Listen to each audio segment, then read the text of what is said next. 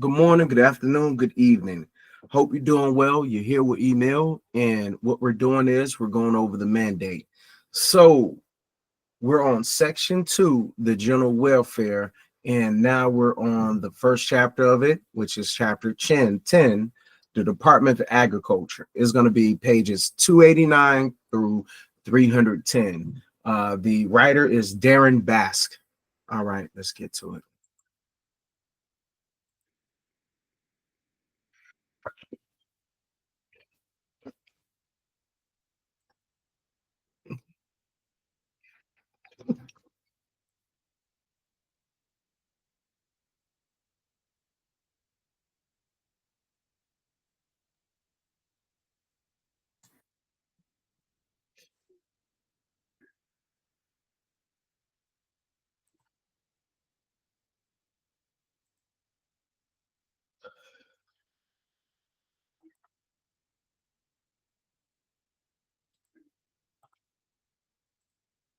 Ten Department of Agriculture Darren Baxt American farmers efficiently and safely produce food to meet the needs of individuals around the globe. Because of the innovation and resilience of the nation's farmers, American agriculture is a model for the world.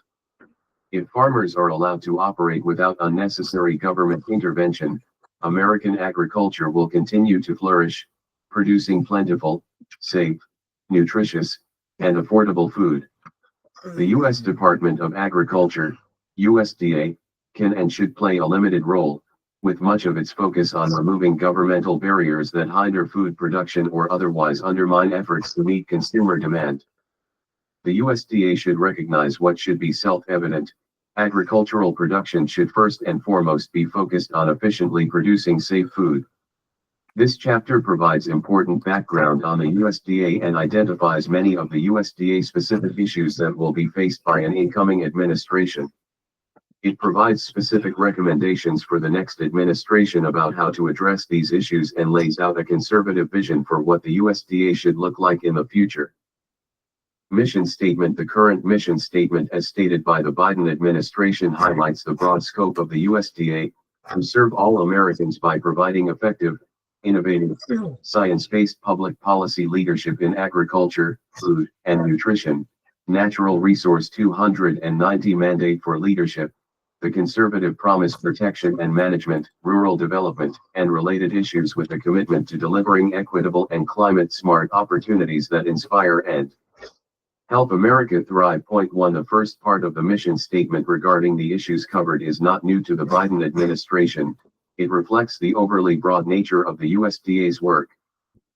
However, the language bringing in equity and climate change is new to the Biden administration and part of the USDA's express effort to transform agricultural production. Point 2: the USDA's new vision statement illuminates the focus of this effort: an equitable and climate-smart food and agriculture economy that protects and improves the health, nutrition, and quality of life of all Americans, yields healthy land, forests, and clean water, helps rural America thrive, and feeds the world. Point 3: this effort is one of a federal central plan to put climate change and environmental issues ahead of the most important requirements of agriculture to efficiently produce safe food.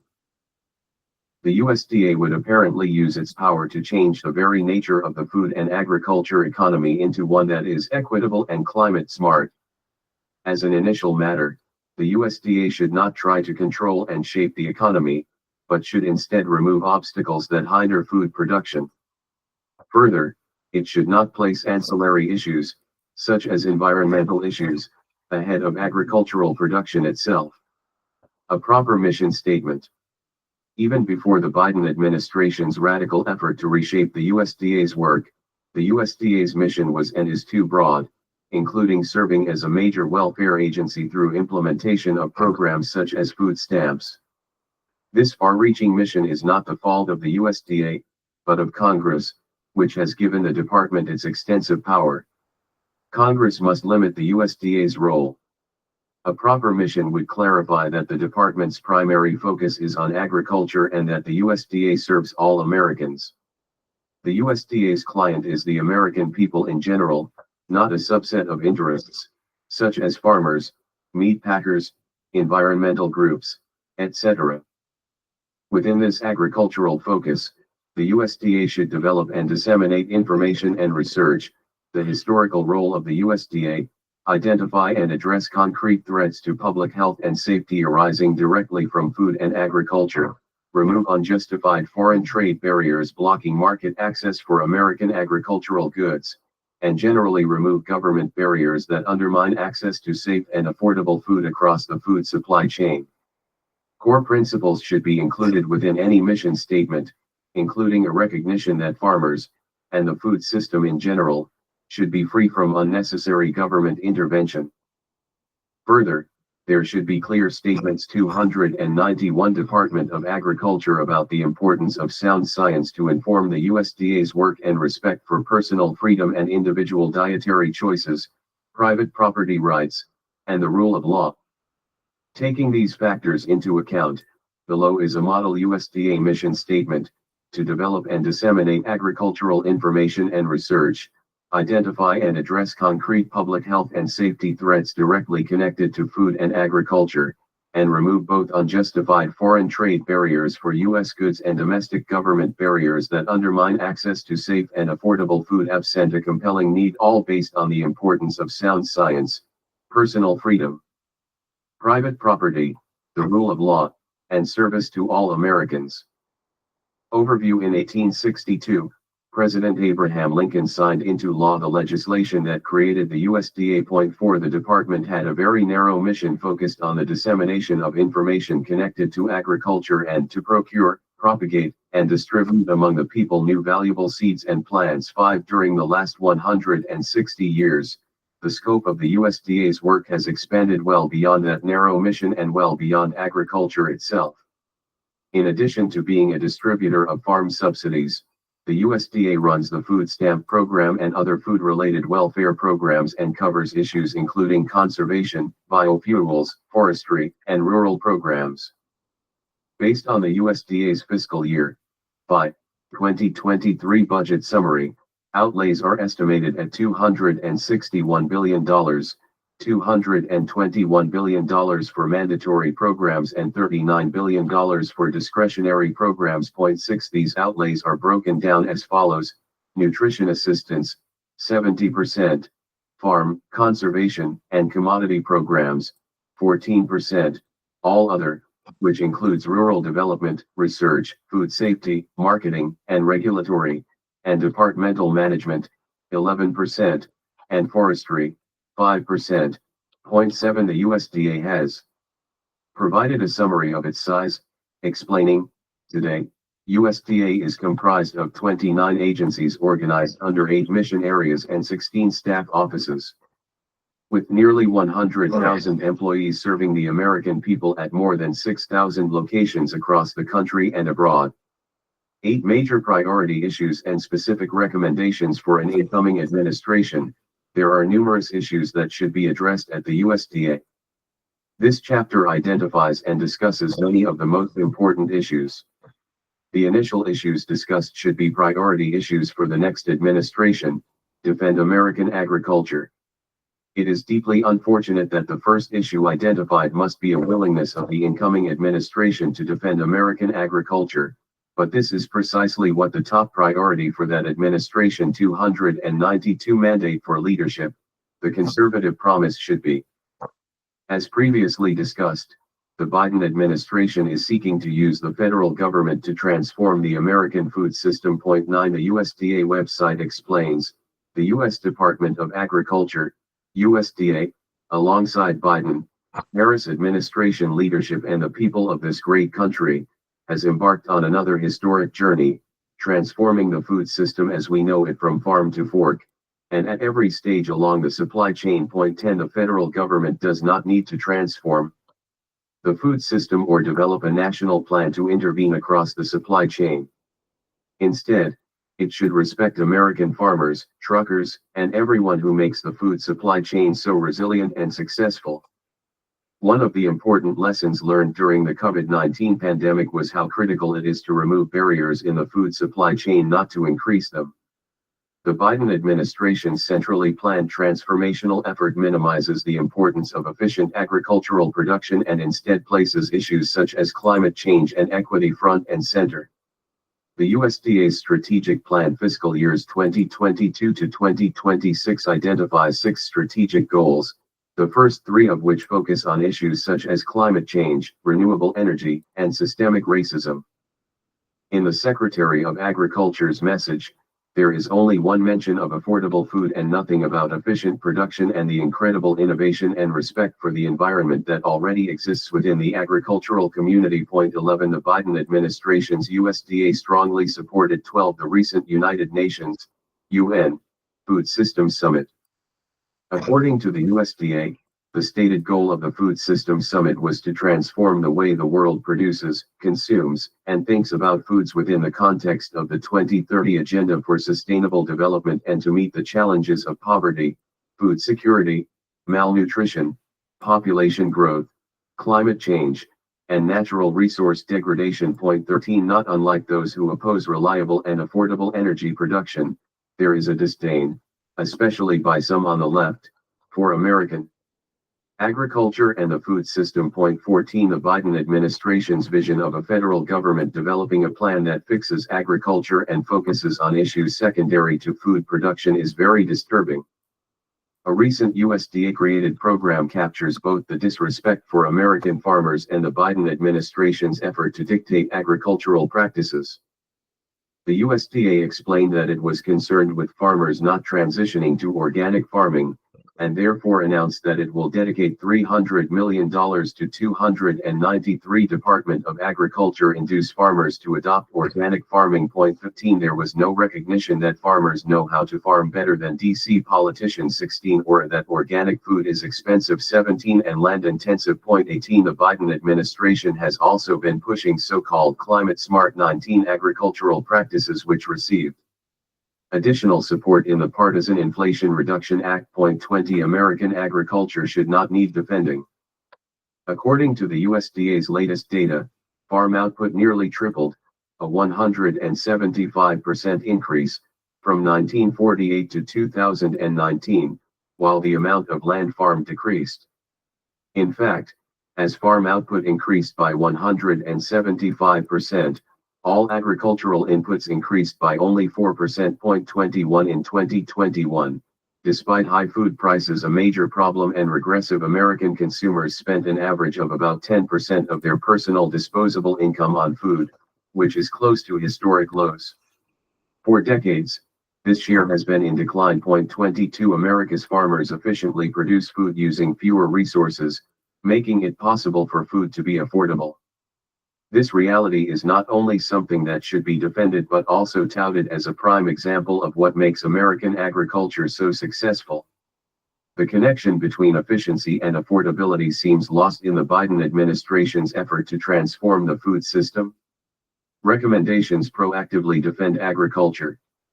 From the outset, the next administration should denounce efforts to place ancillary issues like climate change ahead of food productivity and affordability when it comes to agriculture. Remove the U.S. from any association with UN and other efforts to push sustainable development schemes connected to food production. Defend American agriculture and advance the critical importance of efficient and innovative food production, especially to advance safe and affordable food. Stress that ideal policy should remove obstacles imposed on American farmers and individuals across the food supply chain so that they can meet the food needs of Americans. Clarify the critical importance of efficiency to food affordability, and why a failure to recognize this fact especially hurts low-income households who spend a disproportionate share of after-tax income on food compared to higher-income households. Point 23. To accomplish these objectives, a new administration should announce its principles through an executive order.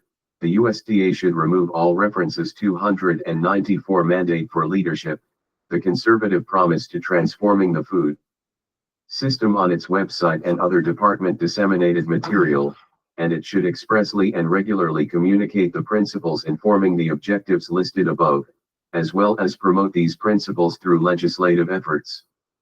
The USDA should also carefully review existing efforts that involve inappropriately imposing its preferred agricultural practices onto farmers. Address the abuse of CCC discretionary authority. With the exception of federal crop insurance, the Commodity Credit Corporation, CCC, is generally the means by which agricultural-related farm bill programs are funded.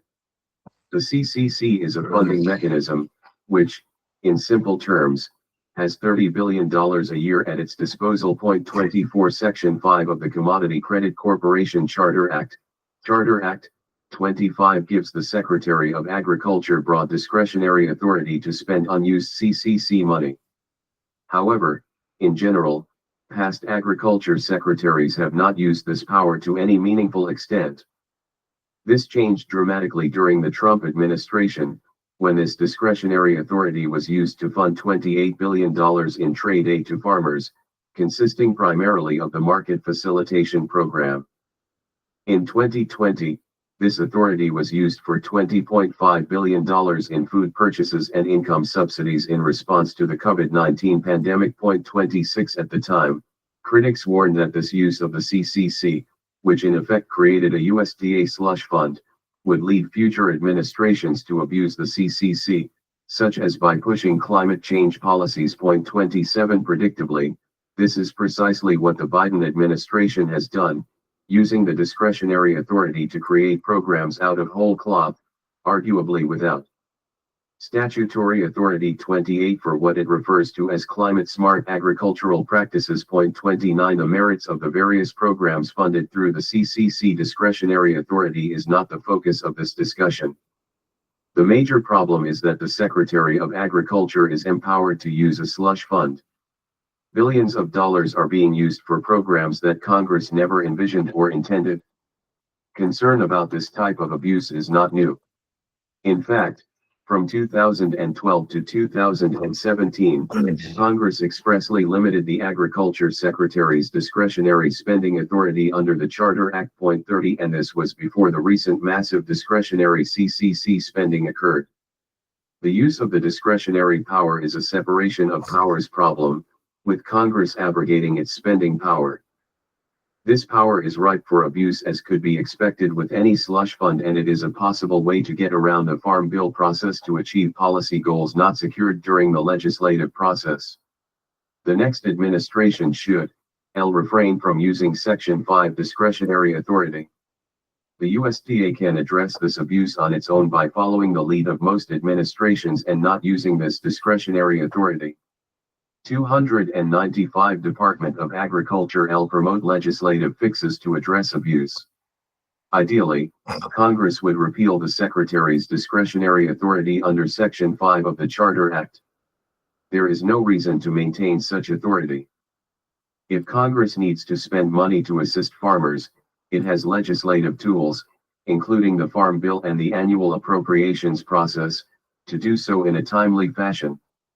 While not an ideal solution, Congress could also amend the Charter Act to require prior congressional approval through duly enacted legislation before any money is spent. At a minimum, Congress should amend the Charter Act to limit spending to directly help farmers and ranchers address issues due to unforeseen events not already covered by existing programs and that constitute genuine emergencies that must be addressed immediately. Prohibit the CCC from being used to assist parties beyond farmers and ranchers. Clarify that spending is only to address problems that are temporary in nature and ensure that funding is targeted to address such problems. Tighten the discretion within Section 5 and identify ways for improper application of the Charter Act to be challenged in court. Reform farm subsidies. Too often, agricultural policy becomes synonymous with farm subsidy policy. This is unfortunate, because making them synonymous fails to recognize that agricultural policy covers a wide range of issues, including issues that are outside the proper scope of the USDA, such as environmental regulation. However, there is no question that farm subsidies are an important issue within agricultural policy that should be addressed by any incoming administration. There are several principles that even subsidy supporters would likely agree upon, including the need to reduce market distortions. Subsidies should not influence planting decisions, discourage proper risk management and innovation, incentivize planting on environmentally sensitive land, or create barriers to entry for new farmers. Farm subsidies can lead to these market distortions, and therefore, it would hardly be controversial to ensure that any subsidy scheme should be designed to avoid such problems. The overall goal should be to eliminate subsidy dependence. Despite what might be conventional wisdom, many farmers receive few to no subsidies, 31, with most subsidies going to only a handful of commodities. According to the Congressional Research Service, CRS, from 2014 to 2016, 94% of Farm Program 296 mandate for leadership, the conservative promise support went to just 6 commodities: corn, cotton, peanuts, rice, soybeans, and wheat, that together account for only 28% of farm receipts. 32 Although many farmers do not receive much in the way of subsidies, especially those in the areas of livestock and specialty crops, fruit, vegetable, and nuts, 33 there are still a significant number of farmers growing row crops like corn and cotton that do receive significant farm subsidies.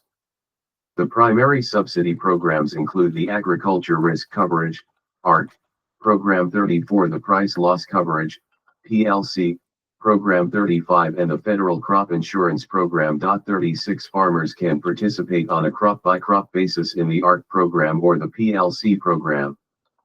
These programs cover about 20 different crops. 37 The ARC program protects farmers from what are referred to as shallow losses, providing payments when their actual revenues fall below 86% of the expected revenues for their crops. 38 The PLC program provides payments to farmers when commodity prices fall below a fixed, statutorily established reference price. 39 The Federal Crop Insurance Program is broader in scope than ARC and PLC, and in crop year 2019 covered 124 commodities. 40 Farmers pay a portion of a premium to participate in the program.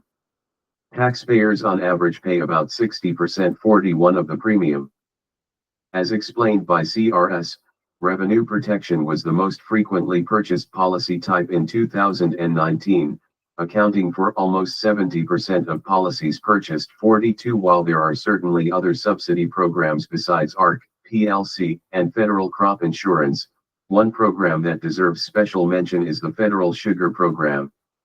This program, unlike most other subsidy programs, intentionally tries to restrict supply. 43 And thereby drives up prices. The program costs consumers as much as $3.7 billion a year. 44 When it comes to reforming subsidy programs, the next administration will primarily have to look to legislative solutions. The next administration should champion legislation that would repeal the Federal Sugar Program. The federal government should not be in the central planning business, and the sugar program is a prime example of harmful central planning. Its very purpose is to limit the sugar supply in order to increase prices. The program has a regressive effect, since lower-income households spend more of their money to meet food needs compared to higher-income households. 45 Ideally, repeal the ARC and PLC programs. Farmers eligible to participate in ARC or PLC are generally already able to purchase federal crop insurance, policies that protect against shortfalls in expected revenue, whether caused by lower prices or smaller harvests. The ARC program is especially egregious because farmers are being protected from shallow 297 Department of Agriculture losses, which is another way of saying minor dips in expected revenue. This is hardly consistent with the concept of providing a safety net to help farmers when they fall on hard times.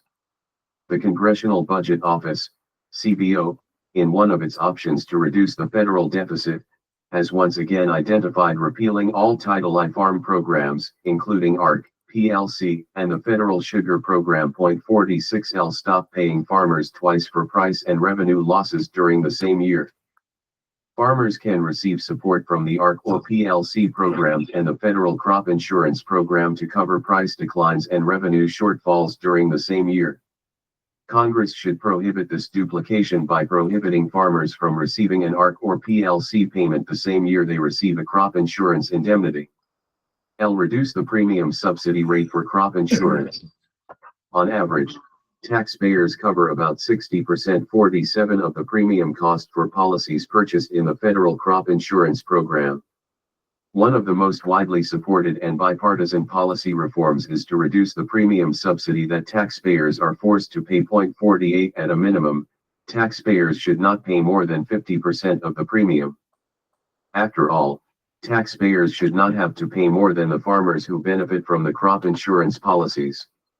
CBO has found that reducing the premium subsidy to 47% would save $8.1 billion over 10 years and have little impact on crop insurance participation or on the number of covered acres. 49 In that analysis, there would be a reduction in insured acres of just 0.5%, and only 1.5% of acres would have lower coverage levels.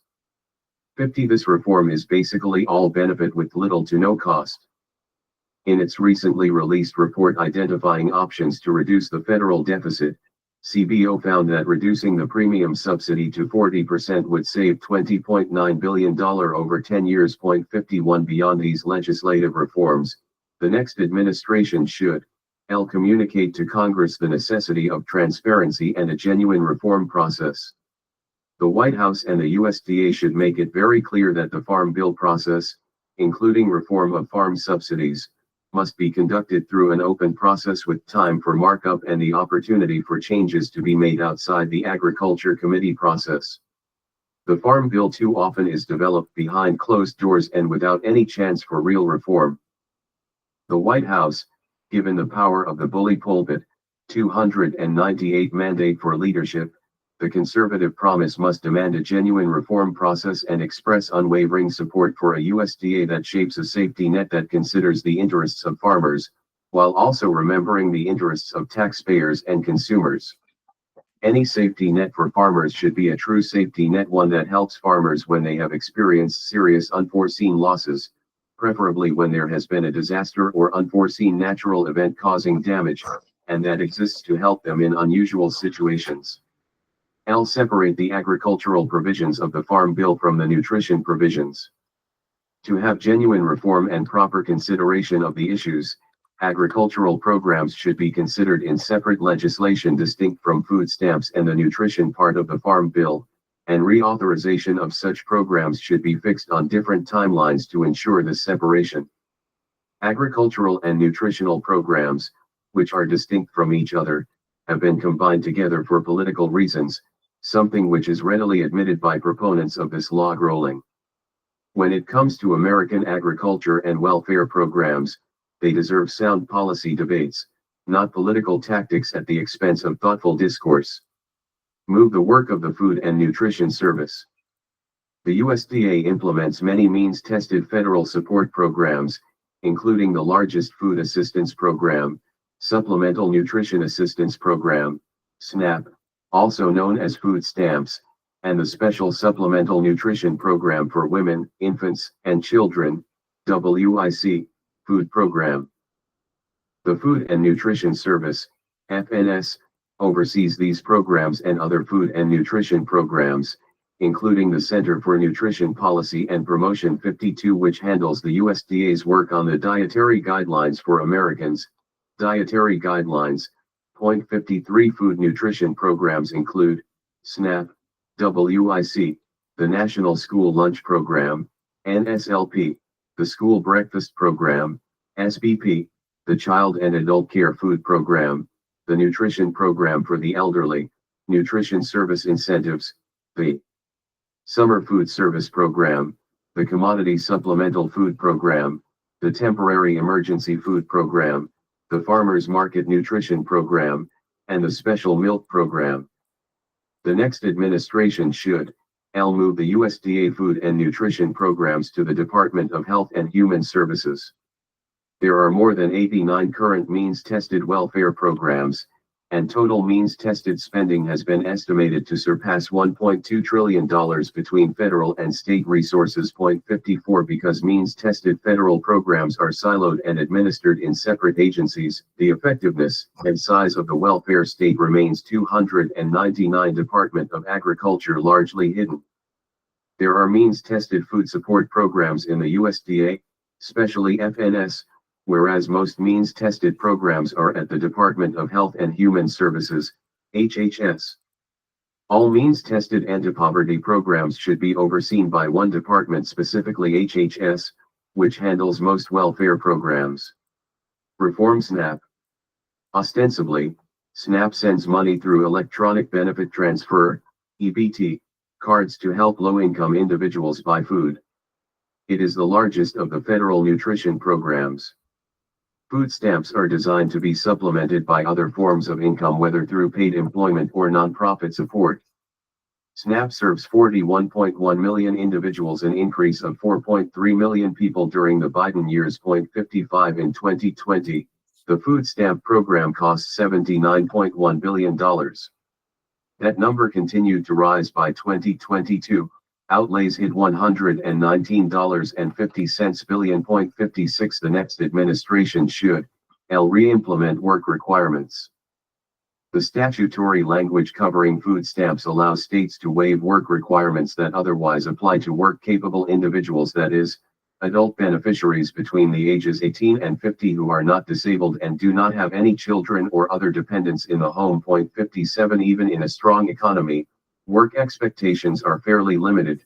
Individuals who are work capable and without dependents are required to work or prepare for work for 20 hours per week. 58 The work requirements are then implemented unless the state requests a waiver from the USDA's Food and Nutrition Services. 59 Waivers from statutory work requirements can be approved in two instances: an unemployment rate of more than 10% or a lack of sufficient jobs. 60 The Trump administration bolstered USDA work expectations in the food stamp program. In February 2019, FNS issued a modest regulatory change that applied only to able-bodied individuals without dependents, beneficiaries aged 18 to 49, not elderly or disabled, who did not have children or other dependents in the home, ABOD. 61 The FNS rule changed when a state could receive a waiver from implementing the ABOD work requirement. Under the new rule, in order to waive the work requirement, the state's unemployment rate had to be above 6% for more than 24 months. The rule also defined area in such a way that states would be unable to combine non-contiguous counties in order to maximize their waivers. 62 of 300 Mandate for leadership. The conservative promised the more than 40 million food stamp beneficiaries. The Trump rule would have applied only to 688,000 individuals in fiscal year 2021. 63 The Trump reform was scheduled to go into effect, but a D.C. District Court federal judge enjoined the rule. 64 The USDA filed an appeal in late December 2020, 65, but the Biden administration withdrew from defending the challenge, and the rule was never implemented. 66 Beyond the able-bodied work requirement. FNS should implement better regulation to clarify options for states to implement the general work requirement. This requirement is an option states can apply to work-capable beneficiaries aged 16 to 59. If beneficiaries' work hours are below 30 hours a week, states can implement the general work requirements to oblige beneficiaries to register for work or participate in SNAP employment and training or work fair assigned by the state SNAP agency. 67 Increased clarity for states would include items like states being required to offer employment and training spots for those that request them, not simply budgeting for every currently enrolled able-bodied adult. Reform broad-based categorical eligibility. Federal law permits states to enroll individuals in food stamps if they receive a benefit from another program, such as the Temporary Assistance for Needy Families, TANF, program.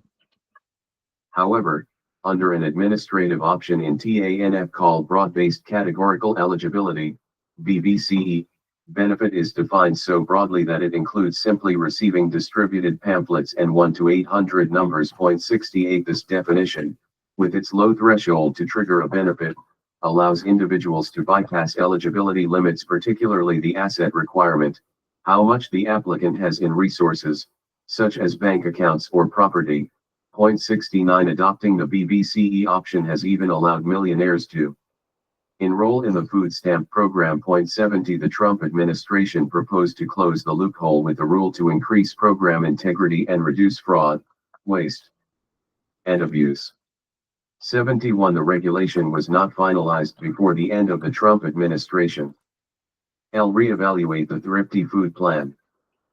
In a dramatic overreach, the Biden administration unilaterally increased food stamp benefits by at least 23% in October 2021.72 through an update to the Thrifty Food Plan, in which the USDA analyzes a basket of foods intended to provide a nutritious diet.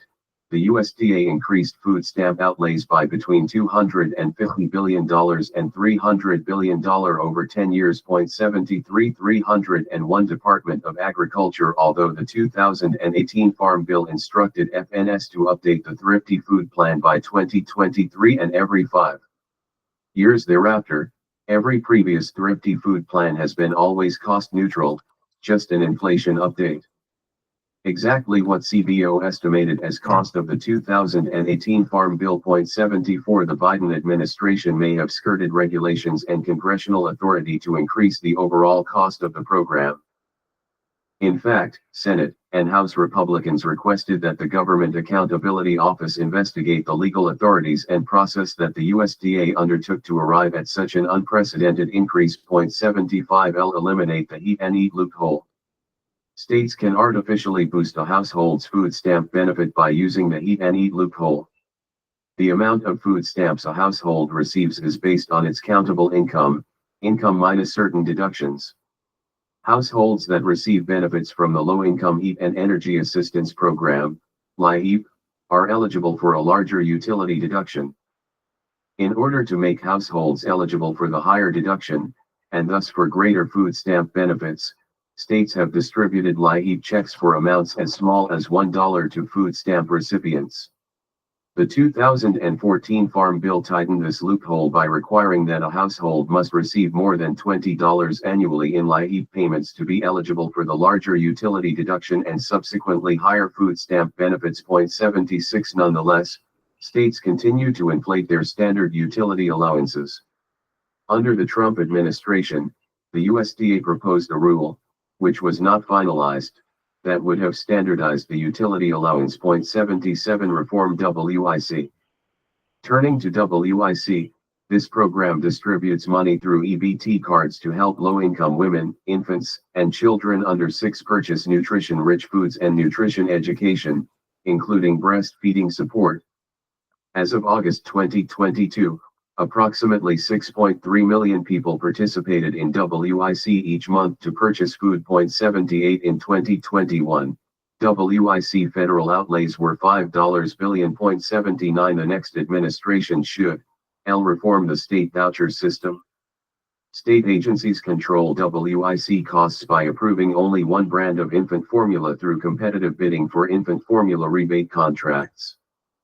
Because 50% of baby formula is purchased through the federal WIC program, it is vital that regulation for these competitive bidding contracts does not unintentionally create monopolies. 302. Mandate for leadership. The conservative promise L. Reevaluate excessive regulation. As for baby formula regulations generally, labeling regulations and regulations that unnecessarily delay the manufacture and sale of baby formula should be reevaluated. 80. During the Biden administration, there have been devastating baby formula shortages. Return to the original purpose of school meals.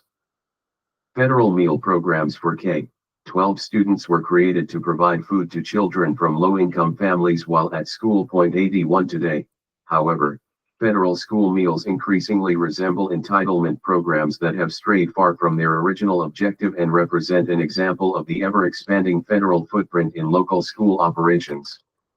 The NSLP and SBP are the 2 largest K-12 meal programs provided by federal taxpayer money. The NSLP launched in 1946 and the SBP in 1966. Both as options specifically for children in poverty. 82. During the COVID-19 pandemic, federal policymakers temporarily expanded access to school meal programs, but some lawmakers and federal officials have now proposed making this expansion permanent. 83. Yet even before the pandemic, research found that federal officials had already expanded these programs to serve children from upper-income homes, and these programs are rife with improper payments and inefficiencies. Heritage Foundation research from 2019 found that after the enactment of the Community Eligibility Provision, CEP, in 2010, the share of students from middle and upper income homes receiving free meals in states that participated in CEP doubled, and in some cases tripled, all in a program meant for children from families with incomes at or below 185% of the federal poverty line. Children from homes at or below 130% of the federal poverty line are eligible for free lunches, while students from families at or below 185% of poverty are eligible for reduced-priced lunches. 84 under CEP, if 40% of students in a school or school district are eligible for federal meals, all students in that school or district can receive free meals. However, the USDA has taken it even further, improperly interpreting the Law 85 to allow a subset of schools within a district to be grouped together to reach the 40% threshold.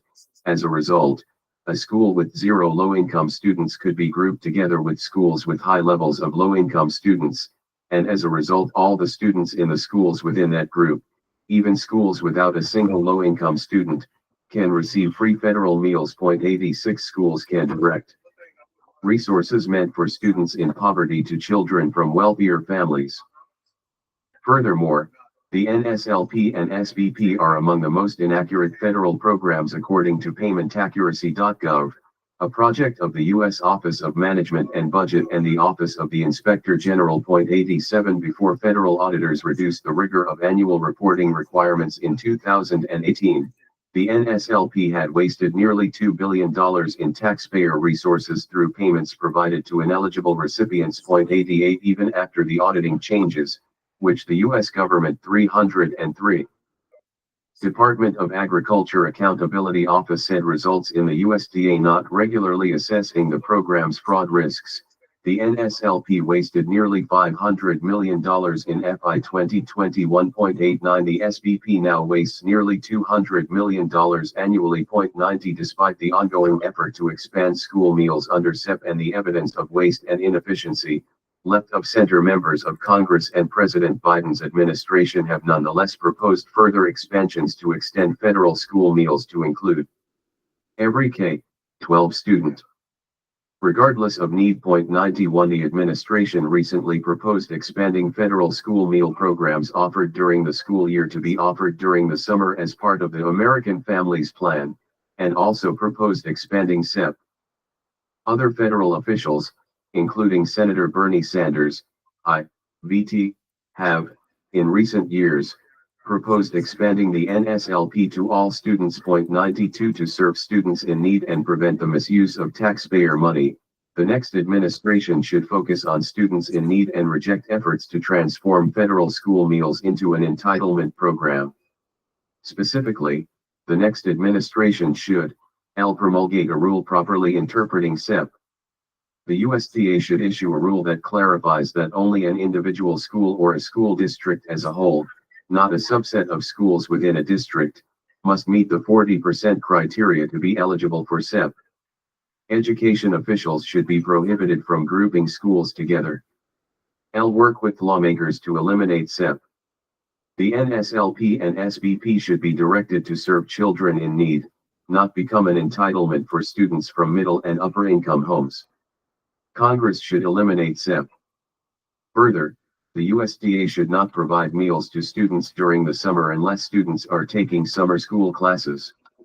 Currently, students can get meals from schools even if they are not in summer school, which has, in effect, turned school meals into a federal catering program. 93 Restore programs to their original intent and reject efforts to create universal free school meals. The USDA should work with lawmakers to restore NSLP and SBP to their original goal of providing food to K-12 students who otherwise would not have food to eat while at school. Federal school meals should be focused on children in need, and any efforts to expand student eligibility for federal school meals to include all K-12 students should be soundly rejected. Such expansion would allow an inefficient, wasteful program to grow, magnifying the amount of wasted taxpayer resources. Reform conservation programs. Farmers, in general, are excellent stewards of the land, if not for moral or ethical considerations, then out of self-interest. To 304 mandate for leadership, the conservative promise make sure their land and by extension, their livelihoods remain intact.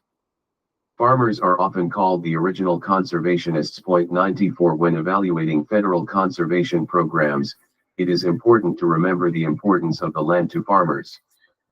In terms of USDA federal conservation programs, both the USDA's Farm Service Agency, FSA, and Natural Resources Conservation Service, NRCS, oversee numerous programs. Point 95. As a general matter, the next administration should ensure that these programs address genuine and specific environmental concerns with a focus on currently existing environmental problems, not those that are speculative in nature. These conservation programs should have clearly identifiable goals, with the success or failure of these programs being directly measurable. Any assistance to farmers to take specific actions should not be provided unless the assistance will directly and clearly help to address a specific environmental problem. Further, any assistance to encourage farmers to engage in certain practices should only be provided if farmers would not have adopted the practices in the first place. There are specific issues that the next administration should address. The Conservation Reserve Program 96, which is run by FSA, pays farmers to not farm some of their land. This program has recently received attention, as agricultural groups rightfully seek to farm without penalty voluntarily idled land, in light of the consequences to food prices of Russia invading Ukraine. Point 97. There is also a need to reform USDA's conservation easements. These easements are a powerful tool to incentivize long-term preservation of ecosystems while still allowing farmers to benefit economically. However, when farmers and ranchers sign conservation easements with the USDA, they can be enforced in perpetuity. Future generations, be they the descendants of the landowner or new residents, are bound by those conditions. Ecosystems and topography naturally change over time, but without legislative change, easement requirements will not. The next administration should champion the elimination of the Conservation Reserve Program. Farmers should not be paid in such a sweeping way not to farm their land. If there is a desire to ensure that extremely sensitive land is not farmed, this should be addressed through targeted efforts that are clearly connected to addressing a specific and concrete environmental harm. The USDA should work with Congress to eliminate this overbroad program. Reform NRCS wetlands and erodible land compliance and appeals. Problematic NRCS overreach could be avoided entirely by removing its authority to prescribe specific practices on a particular farm operation in order to ensure continued eligibility to participate in USDA farm programs. 305 Department of Agriculture, and to require instead that each farm, as a function of eligibility, must have created a general best practices plan. Such a plan could be approved by the local county soil and water conservation district, SWCD. The local SWCD commissioners are elected by their peers in each respective county and are better suited than the NRCS to provide guidance for farm operations in their respective jurisdictions. At a minimum, a new administration should support legislation to divest more power to the states, and possibly local SWCDs, regarding erodible land and wetlands conservation. Point 98 Reform easements. The new administration should, to the extent authorized by law, limit the use of permanent easements and collaborate with lawmakers to prohibit the USDA from creating new permanent easements. Point 99 Other major issues and specific recommendations. Although the following issues have not been listed as priority, these issues are still extremely important, and the next administration should address them.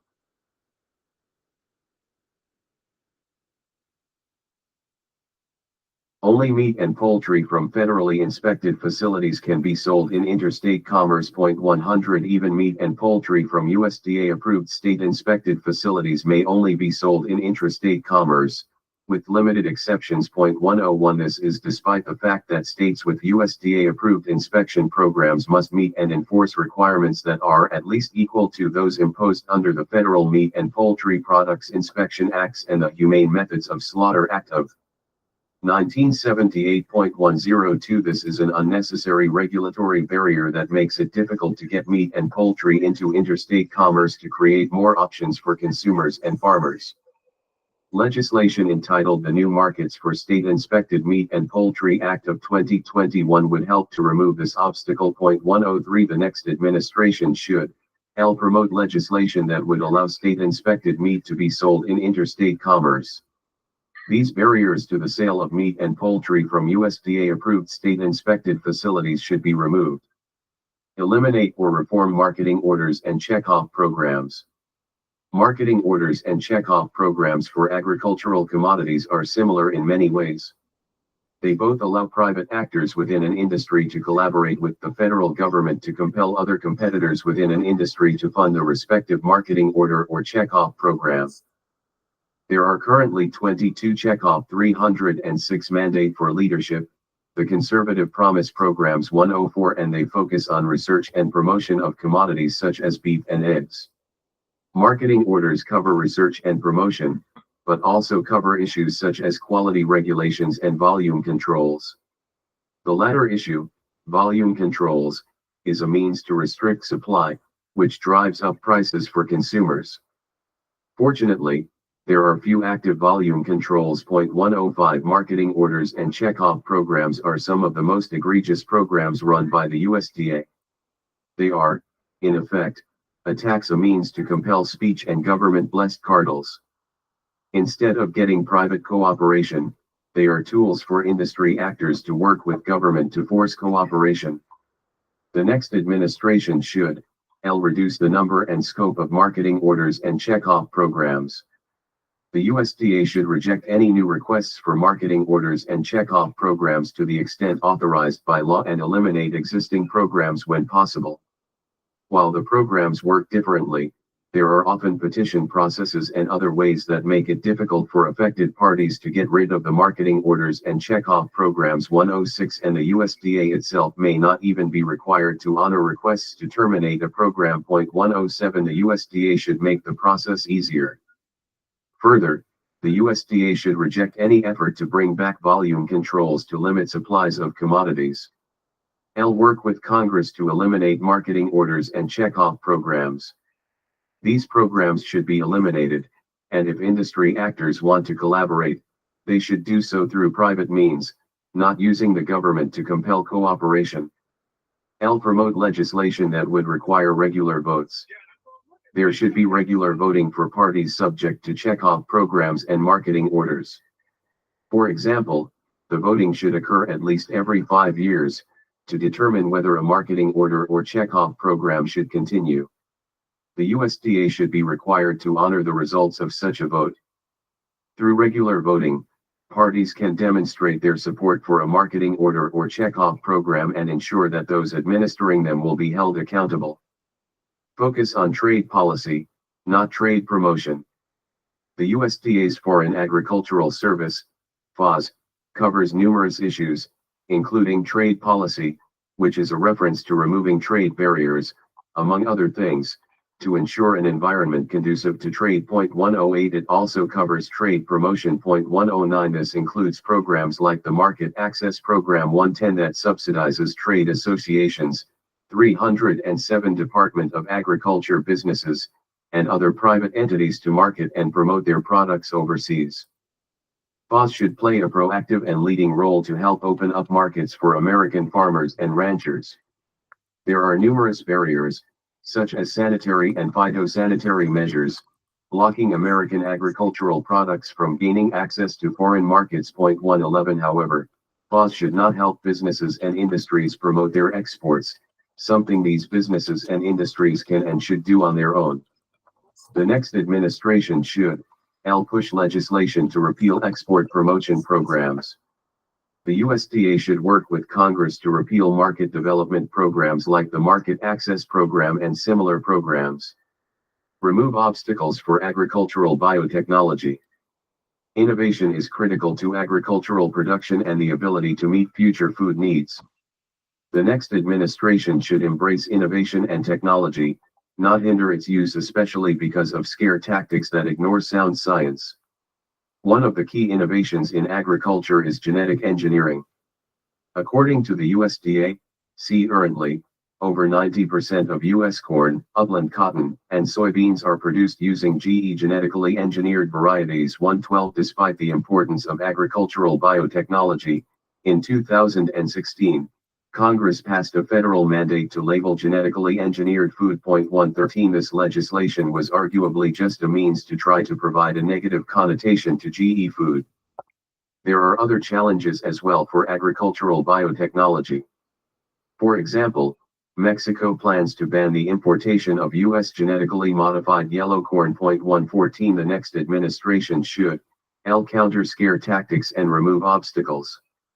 The USDA should strongly counter scare tactics regarding agricultural biotechnology and adopt policies to remove unnecessary barriers to approvals and the adoption of biotechnology.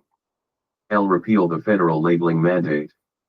The USDA should work with Congress to repeal the federal labeling law, while maintaining federal preemption, and stress that voluntary labeling is allowed.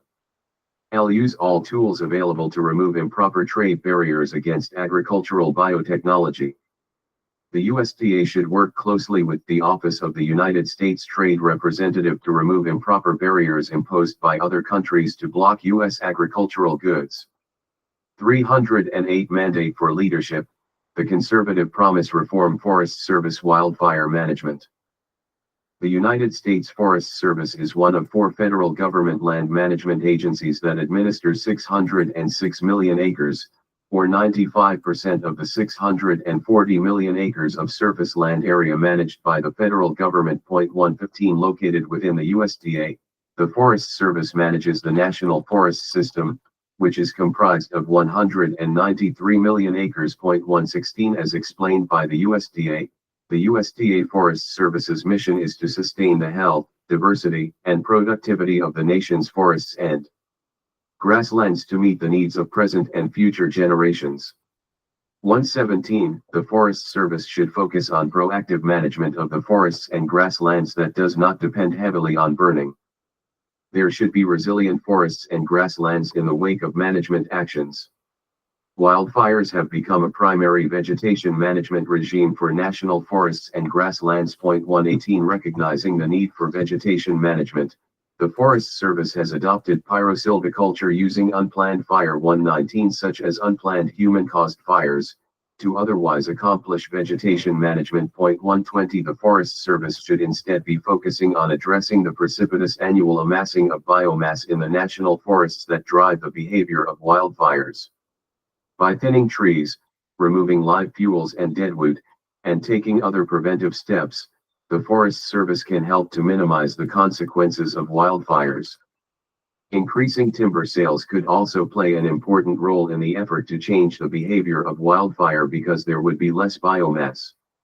Timber sales and timber harvested in public forests dropped precipitously in the early 1990s and still remain very low. For example, in 1988, the volume of timber sold and harvested by volume was about 11 billion and 12.6 billion board feet, BBF, respectively. 121 In 2021, timber sold was 2.8 BBF and timber harvested was 2.4 BBF. In 2018, President Donald Trump issued Executive Order 13,855 to, among other things, promote active management of forests and reduce wildfire risks. 122 The executive order stated, active management of vegetation is needed to treat these dangerous conditions on federal lands but is often delayed due to challenges associated with regulatory analysis and current consultation requirements. 123 It further explained the need to reduce regulatory obstacles to fuel reduction in forests created by the National Environmental Policy Act and the Endangered Species Act. 124 The next administration should champion executive action, consistent with law, and proactive legislation to reduce wildfires. This would involve embracing Executive Order 13,855, building upon it, and working with lawmakers to promote active management of vegetation, reduce regulatory obstacles to reducing fuel buildup, and increase timber sales. 309 Department of Agriculture eliminate or reform the dietary guidelines. The USDA, in collaboration with HHS, publishes the dietary guidelines every 5 years. 125 For more than 40 years, the federal government has been releasing dietary guidelines 126, and during this time, there has been constant controversy due to questionable recommendations and claims regarding the politicization of the process. In the 2015 dietary guidelines process, the influential Dietary Guidelines Advisory Committee veered off mission and attempted to persuade the USDA and HHS to adopt nutritional advice that focused not just on human health, but the health of the planet. 127 Issues such as climate change and sustainability infiltrated the process. Fortunately, the 2020 process did not get diverted in this manner. However, the dietary guidelines remain a potential tool to influence dietary choices to achieve objectives unrelated to the nutritional and dietary well-being of Americans. There is no shortage of private sector dietary advice for the public, and nutrition and dietary choices are best left to individuals to address their personal needs. This includes working with their own health professionals. As it is, there is constantly changing advice provided by the government, with insufficient qualifications on the advice, oversimplification to the point of miscommunicating important points, questionable use of science, and potential political influence. The dietary guidelines have a major impact because they not only can influence how private health providers offer nutritional advice, but they also inform federal programs. School meals are required to be consistent with the guidelines. 128 The next administration should work with lawmakers to repeal the dietary guidelines.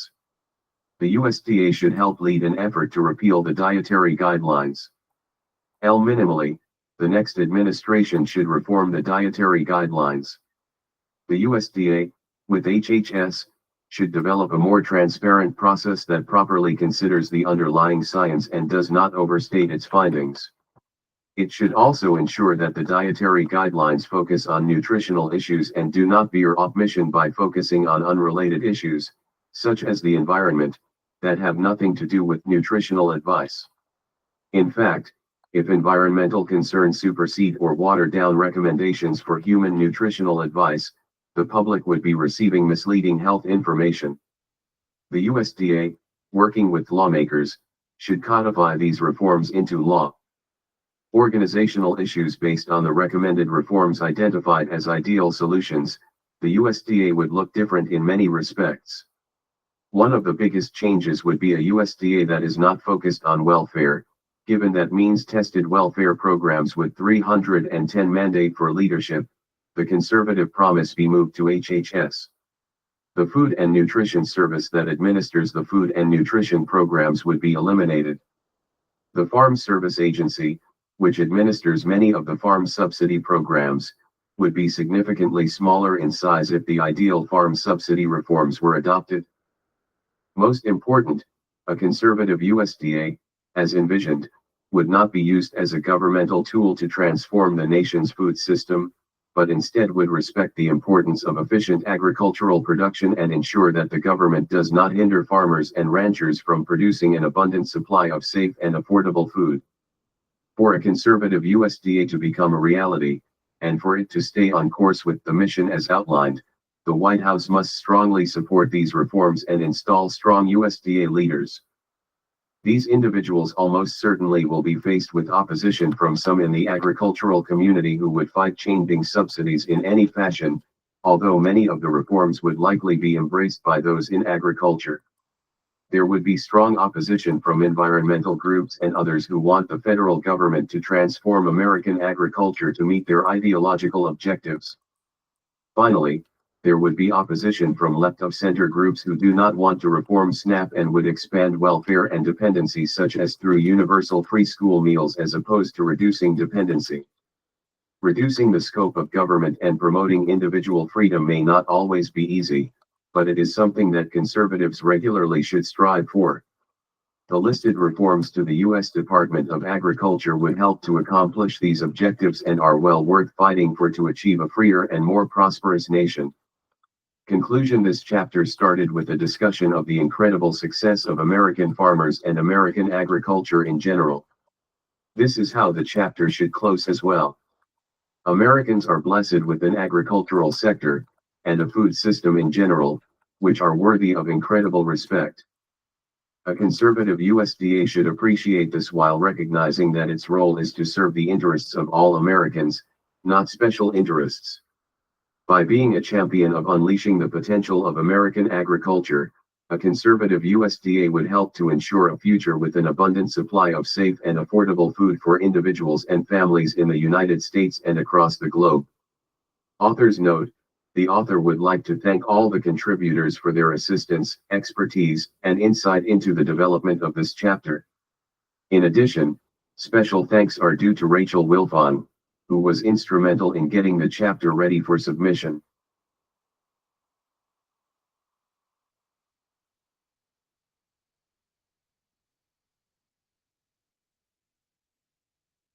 All right.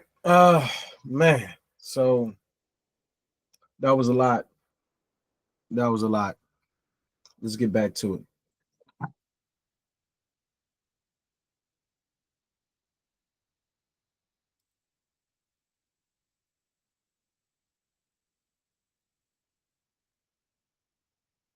Yeah, I was working on my tree. I did not finish my tree. So because I didn't finish my tree, I'm gonna go ahead and give y'all something else that I was working on. Give me 2 seconds to come with it.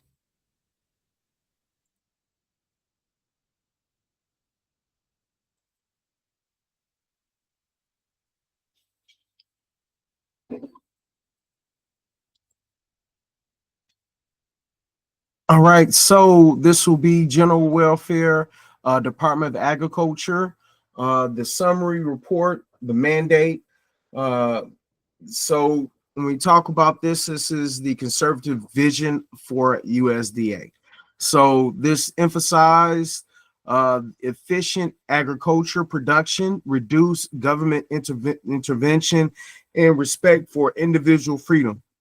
It critiques the Biden administration's approach to transforming the food system, arguing that it prioritized climate change and equity over food productivity and affordability. The key concepts that we found was in the mission statement: reform, shift USDA's focus back to agriculture, removing welfare programs like SNAP to the Department of Health and Human Services. Emphasizes efficient food production, sound science, and respect for personal freedom and property rights. The critiques of the current policies. USDA's broad mission is seen as overreaching, with an unnecessary focus on climate smart practices and equity. Federal programs like conservation reserve program and SNAP are criticized for inefficiencies and misuse. The proposed reforms eliminate programs that hinder agricultural efficiencies, such as the conservation reserve program. Also, the reform farm subsidies to reduce dependency and market distortion. Next would be the address SNAP inefficiencies, including work requirements and loopholes like heat and eat. Last will be promote transparency and accountability in USDA's operations. When you're opposing the opposition to transformation, what they felt was to be the environmental groups in left of center advocates are expected to resist reforms aimed at reducing government scope and dependency. All right. So the next part will be how to counter the negative effects of Project 2025. So the Project 2025 plan proposes significant changes to the USDA's operations, which could negatively impact Americans by reducing food affordability, overemphasizes, on climate smart practices may increase costs for farmers and consumers. Harming low income households. SNAP reforms and disproportionately affect vulnerable populations. Restricting agricultural innovation. Policies limiting biotechnology and conservation efforts may hinder progress. The flaws in the plan.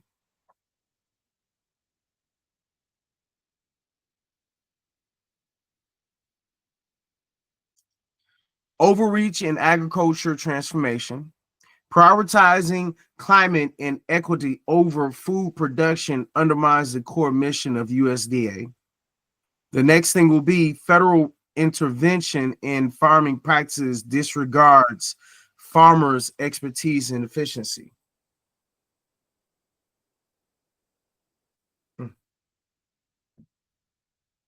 Okay. So the next thing will be federal intervention in farming practices disregards farmers' expertise and efficiencies. I already said that. The next thing will be mismanagement of resources. Programs like SNAP and farm subsidies are criticized for waste and inefficiencies. Yet reforms may not address root causes effectively. Last but not least, the third thing will be potential for increased dependency. Universal free school meals and expanded welfare programs could foster reliance on government support rather than promoting self-sufficiency.